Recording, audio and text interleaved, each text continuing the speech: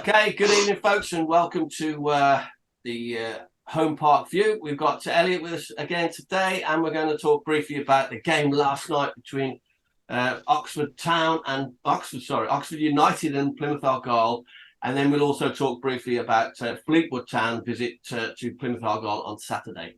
So, Elliot, you said you managed to catch a bit of the game last night. What did you think of that? What did you see? What were your thoughts? Yeah, I watched the first half online, and yeah, not hugely impressed. I mean, the only thing really to walk away from the first half was Finn Azaz, just the confidence to just take that shot as he did, and wow, I say confidence to take that shot. There's a huge part of me that thinks that he was trying to switch play. He was just trying to cut it across in the wind, and it's gone, and it's hit the bar or whatever. But either way, they were full of confidence, buzzing with it at the beginning, and by the end of the first half, we'd let Oxford in.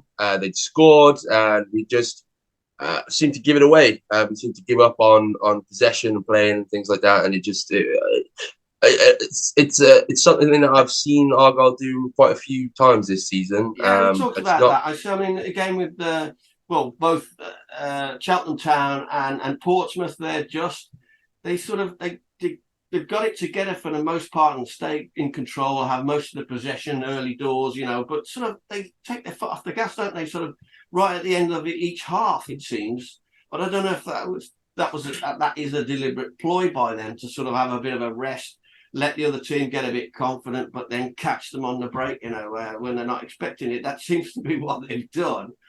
I mean, Yeah, I mean, it leaves it a bit it's hairy for the fans watching it.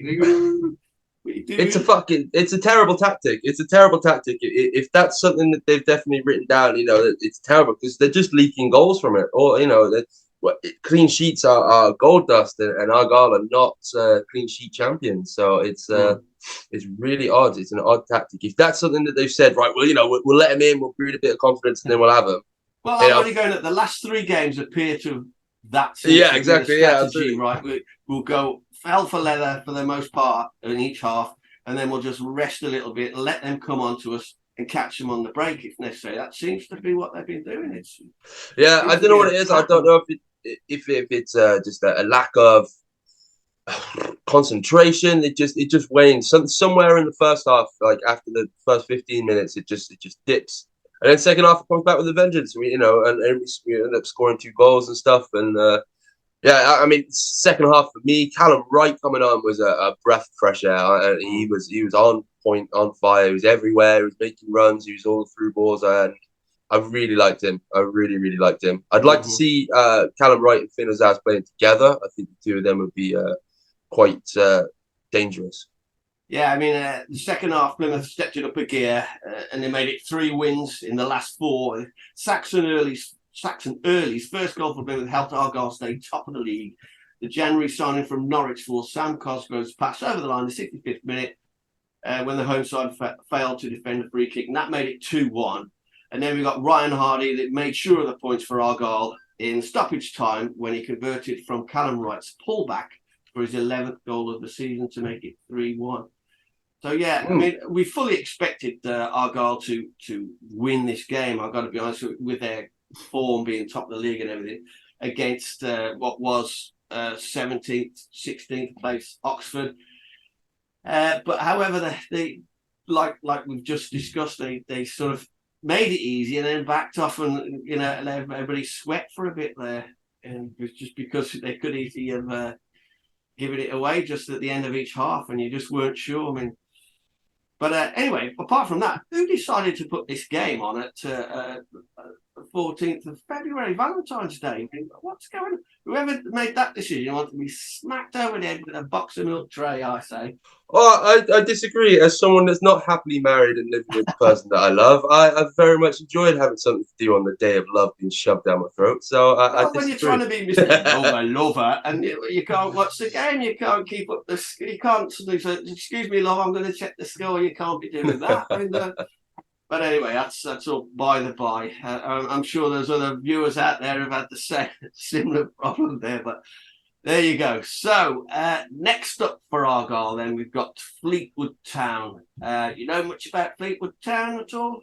Well, again, I've watched the highlights of the match they played last night, and I'm not raving. Honestly, they the fact they won last night it seemed to be a bit of luck. I mean, it was a fair goal, but it wasn't a Well, match for they the did ages, you know. Peterborough last night, won it 1-0. So Yeah. Peterborough been pretty good until this last couple of games. They were flying, and then all of a sudden, they've lost two. So I Yeah, thought, and again, if you watch the highlights for that game, I don't.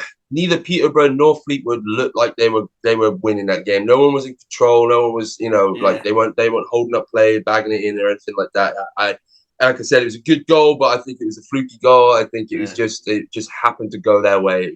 Are you It could have saying gone. it was like the Portsmouth Cambridge game? There are two bang average teams playing a bang average game. I mean, Yeah, absolutely. the tables would confirm that basically. I mean, do you want me to share these tables or do we?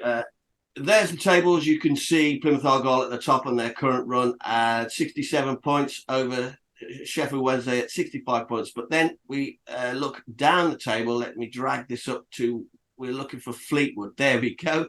There's Oxford 16th and Fleetwood on 17th, and we've discussed them. They're both sort of fodder, right? Really, I mean, sorry, Fleetwood and Oxford, but just calling it as it is. It's similar kind of results with Fleetwood. Last couple of wins, but I think that was impressive against Peterborough. That last win, Peterborough sitting in ninth, but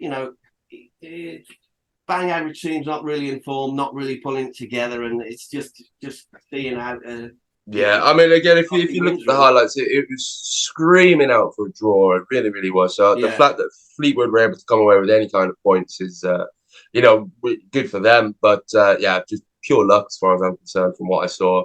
Let's have a look at I Fleetwood's. There's a last. There's the 1-0 over Peterborough. They beat Charlton again. That's not bad. And then we got Sheffield Wednesday, and Fleetwood beat Sheffield Wednesday 1-0, and that was the FA Cup, of course. But that's pretty impressive. And they lost to Burntwood 3-2. So it's suggesting that they can put up a fight really if they want to. Yeah, I mean, again, you watched the highlights last night, and that's not what I came away thinking. Okay, fair enough. I definitely think coming up against Argyle, who are high flying top of the league. Yeah, It's and we're at home as well. Like yeah. it's going to be an absolute drubbing. But hopefully, Yeah, I mean, you don't Plymouth want Argyle at home. The home form is just outstanding, really. Let's face it. I've home said form for before, Argyle is top of the table form. They are unbelievable. yeah, and we're going to go to that. We'll be at that game on Saturday. So, what's your prediction? What's your score prediction for Plymouth Argyle versus Fleetwood then on Saturday? I'm gonna go big. I'm gonna go big, and I'm gonna jinx it. So if I go big and then we don't win big, blame me. That's absolutely fine. If Bolton coming out with 5-0 this week, it's got to be red flags, little alarms for Argyle. So I'm saying 4-1 Argyle. 4-1. Yeah, yeah. You just said that Bolton are creeping up. On the table there, whereas Bolton are now in third place. They jumped over Ipswich. So, yeah, and there's I think 6 straight wins on the trot there. So, Bolton's definitely something you've got to keep your eye on. But, yeah, Yeah, getting back to the Fleetwood game, yeah, it should be a comfortable win for Plymouth in their own backyard, their own supporters. I'm going for 3-0, possibly 4. But, because Fleetwood, not to underestimate them too much. If you just look at their results there, they've sort of put up a bit of a fight with various people. So I don't know, not to underestimate them too much. But I still think Plymouth will have too much for them. 3-0, no, 4-1. I agree. I can't see Argyle not winning this at home, top of the league against Fleetwood. There's if we don't walk away with a 17th win. place Fleetwood. Exactly. It's embarrassing. So, but I've got all the confidence in the world. We're coming out of this with a heavy win for sure. Yeah, brilliant. Okay, then, Elliot, I think we'll wrap it up there. Thanks for all those that are watching. Please like and subscribe, and we'll see you for a match report after the game at Plymouth Fleetwood on Saturday. Okay? Thank you very much, guys. Yeah, Green Army! Up the Greats!